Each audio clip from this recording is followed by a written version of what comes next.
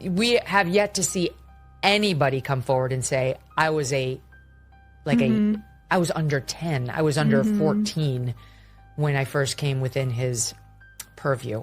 Look, you can say that's a distinction without a difference. No, it's not. I think there is a difference. Yeah. There's a difference between a 15-year-old and a 5-year-old. You know, it's just, as for Epstein, I've said this before, but just as a reminder, I do know somebody very, very close to this case who is in a position to know virtually everything. Not everything, but virtually everything.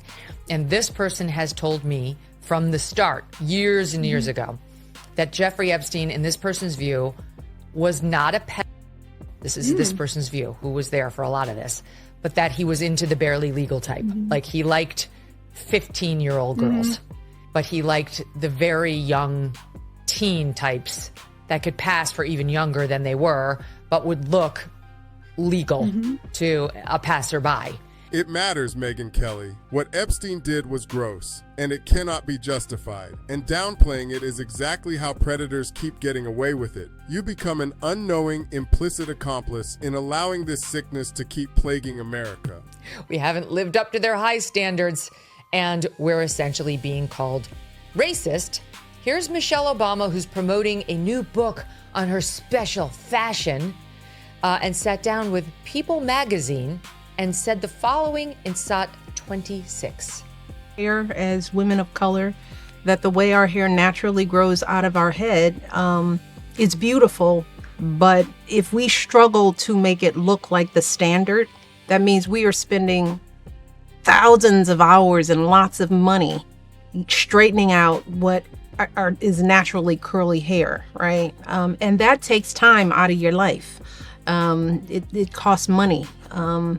Okay, so what she's saying is she's bitter because society's standards, in her view, don't allow black women to just walk around with their natural hair. That is bullshit. Black women can walk around with whatever hair they want. Only in Michelle Obama's warped mind do white people not like them unless their hair looks like white hair. And here's the other thing. The nerve of this woman to pretend that black women are the only women who have to spend a bunch of time getting their natural hair to, quote, conform to these alleged society standards. Because virtually every woman I know, every woman spends a shit ton of time on her hair and wants it to look better than God made it. It's not a black thing. It's a human thing, and it's especially a woman thing, but she's always reducing everything to race. What's even more disturbing is that Megyn Kelly seems more upset about a black woman discussing her own hair than about a man who abused underage girls. That tells you everything about where our moral priorities are. We need better podcasters and better morality. Or we should stop pretending this is a Christian nation.